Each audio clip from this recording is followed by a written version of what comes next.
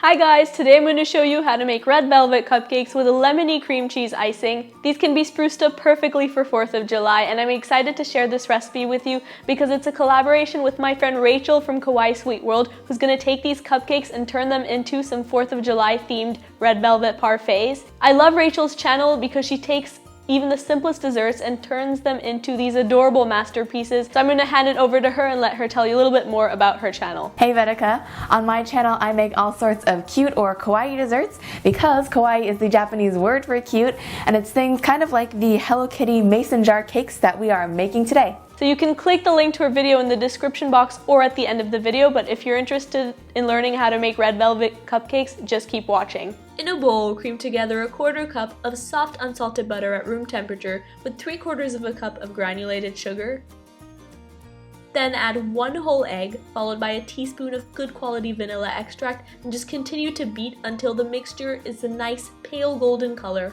At that stage, you're going to add 2½ tablespoons of dark, unsweetened cocoa powder. It will resemble more of a chocolate cake batter than a red velvet cake, but fear not, just trust me.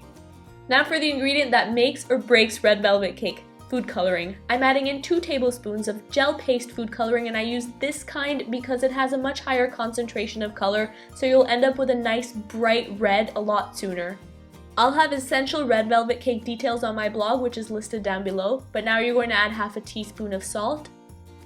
At this stage, don't be afraid to give it a thorough mixing because you're going to make for a lighter and fluffier cupcake. To make these cupcakes moist, you're going to add in 1/2 cup of buttermilk, but if you don't have that on hand, you can use 1/2 cup of milk mixed with a teaspoon of vinegar. You're going to alternate the buttermilk with a cup and 2 tablespoons of all-purpose flour. You're going to start out with the buttermilk and end with the flour, and I do this in about 3 batches. Over-mixing the flour in cakes and cupcakes is fatal, so just don't do it. Now add 1/2 teaspoon of baking soda. Make sure the baking soda isn't clumpy because you don't want people biting into the cupcake only to leave with a bitter taste of baking soda. Next, add 1/2 tablespoon of vinegar, and you should know from science class that when baking soda and vinegar come in contact with each other, there is a reaction, and this reaction causes the cupcakes to rise. When the batter is nice, thick, and lava-like, you're going to scoop up mounds of the batter and plop them into your prepared cupcake liners. You're going to pop the tray into a preheated 350 Fahrenheit or 180 degrees Celsius oven for 20 to 25 minutes or until a toothpick inserted comes out clean.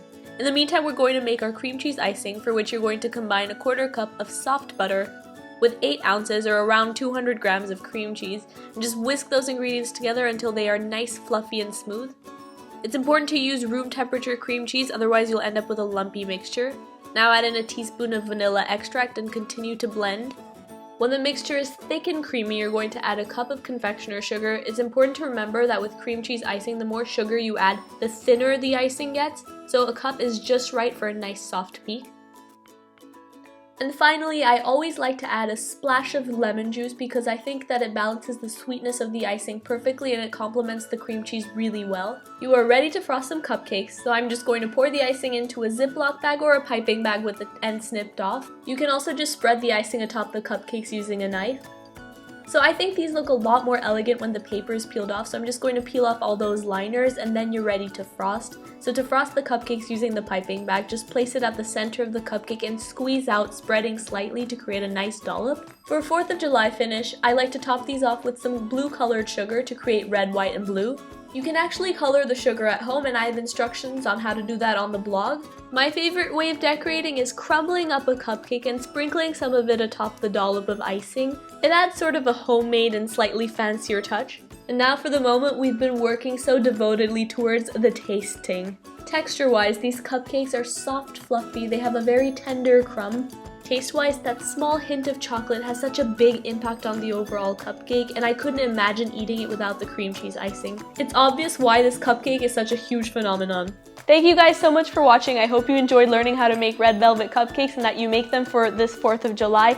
Subscribe for more recipes like this, and now I'm going to take this cupcake and hand it over to Rachel, and she's going to turn them into those gorgeous parfaits. You can check out her video. The link will be somewhere up here or in the description box down below. Thank you guys once again for watching, and I will see you next time. Bye-bye.